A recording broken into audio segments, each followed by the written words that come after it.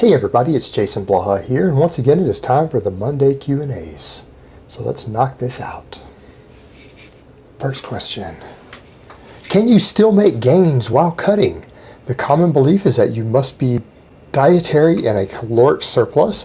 However, your body should be able to utilize your fat reserves to supply energy for protein synthesis after all the process takes around 48 hours and is slow to burn calories.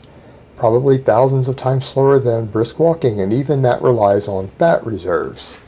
No, the issue there with the calorie end of it is that you need to have protein calories that are being spared is surplus in order to gain muscle, and then there is the recovery component of it, the hormonal component of all the foods you eat causing production of anabolic hormones and other things there. So that is part of the reason for it, in addition to the extra energy that the triglyceride and glycogen reserves and other things give you to help you train harder. So there's a lot of variables there. But as far as that goes, the answer is yes, you can actually make gains in a calorie deficit.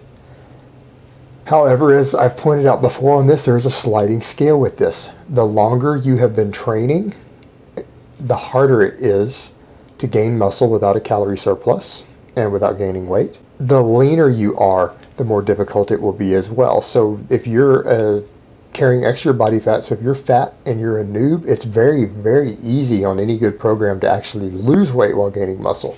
As you get more advanced or you get leaner, it becomes more difficult.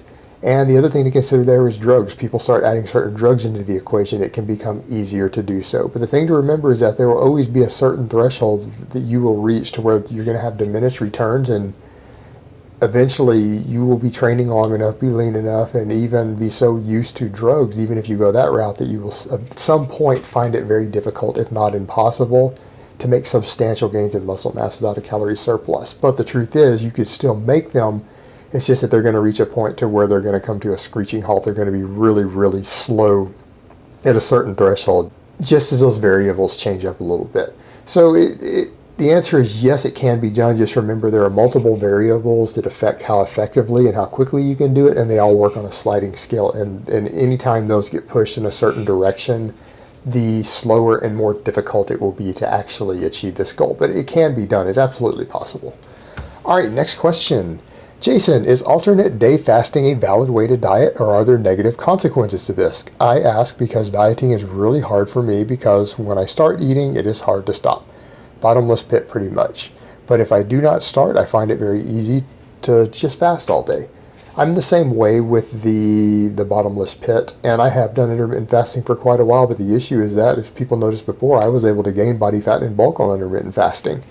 The first 2 years of me being on YouTube, I was intermittent fasting, and if people recall, I had been cutting for a while doing it. When I first started YouTube, I was decently lean. People seem to forget that with some of the early videos. I did a transformation challenge, and I was down to a decently athletic body fat.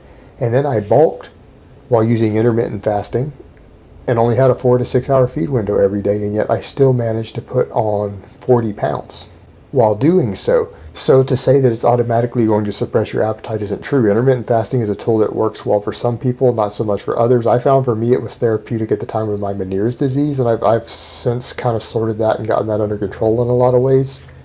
But for me, it helped with that, and I don't know how much it really helped me with cutting. Now, as far as this alternate day fasting, there are definitely consequences to that. You're going to have days to where you're going to have less energy, your training is going to be affected, you're going to be at some risk of a little bit of muscle loss. And I know people want to argue about this all day long, that, oh, it's not that much. When you're talking about trained individuals who are holding a decent amount of muscle mass, not ranked novices who can gain muscle while dieting pretty easy, you're going to find that it could potentially cause more muscle loss to be doing 24-hour fasts and be alternating fasts every day like that. These long fasts can very well cause you to start losing muscle mass that you may not regain on the feeding days.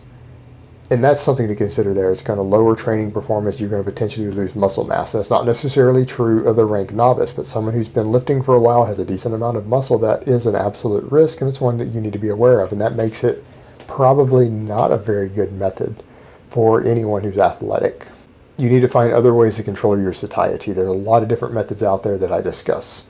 The intermittent fasting is just one of them, and these different things work for different people at a different rate. Some things work for some people, some don't for others. The main thing of dieting is controlling your appetite, though. All right, next question. If you can't squat because of injury, is a leg press a viable alternative long term? The problem with that is that the leg press cannot replace the squat. The squat isn't just a leg exercise. It is a full body exercise. It works a lot of your back. It works a lot of your stabilizers, your core. So no, of course the leg press can't replace it. And it's not to say you probably can't build just as big of legs off the leg press as you can a squat. But the squat is not just about building your legs. It is a full body exercise. It's an athletic performance exercise. And so no, the leg press can't replace it. Now, if you mean can it replace it just for leg hypertrophy, probably so if that is the only reason you're doing it. But in terms of all the other benefits of the squat, no, it can't. So the question's a little confusing without knowing your perspective. So there's the answer depending upon what you're trying to do with it. All right, next question. How to properly warm up before maxing out. What I recommend if you're going to go ahead and max, you need to use very, very low rep warm-up sets. I'm talking no more than triples. And you can start as low as 20% of your max for a triple. Let's say your max is, or you think it's around 405 pounds and you want to test it to see on an exercise. You can start with the empty bar for 3 reps, go to 135 for 3 reps, 225 for 3 reps, 315 for 1 rep, and start ramping it up in percentages from there. And just do singles. And once you start getting over about 60% of your max, even for these doubles and triples, it's time for you to start taking longer breaks. Take 4 or 5 minutes between each set, which will eventually become each rep.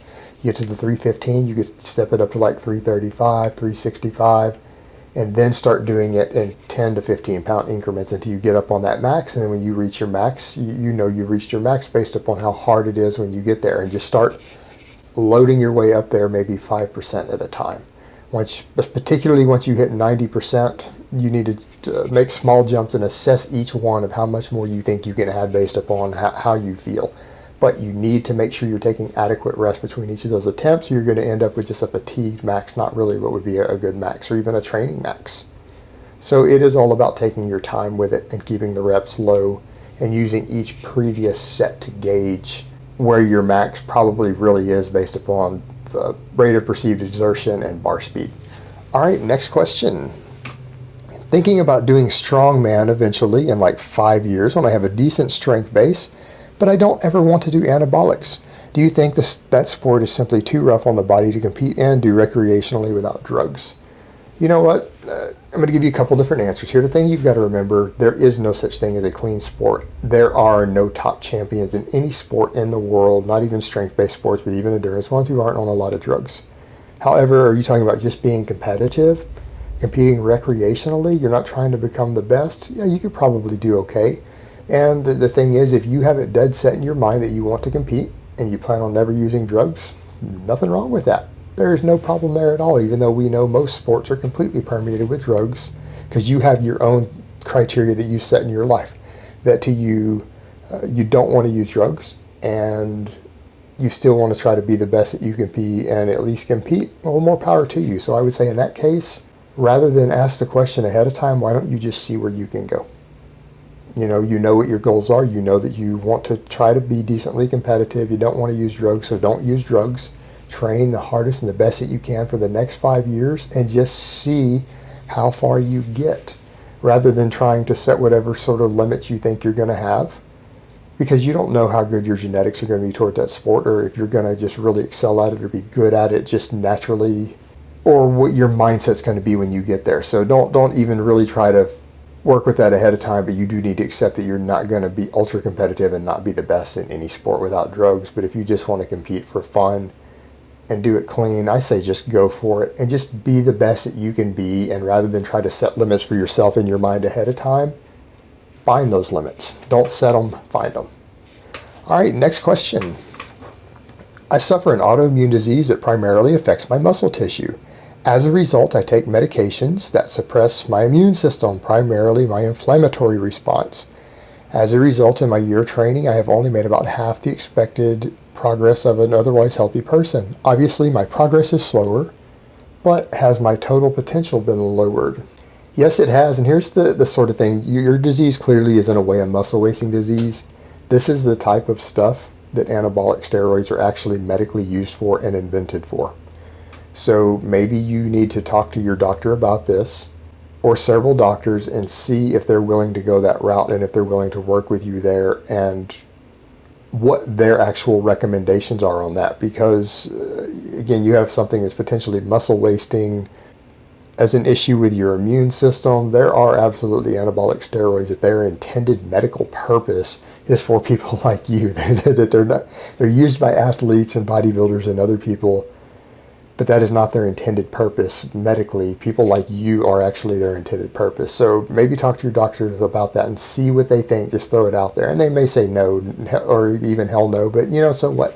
Throw it out there and see what they have to say if they think it would be useful to you overall in your goals, your health, and the risk versus benefits. So discuss it with your doctor.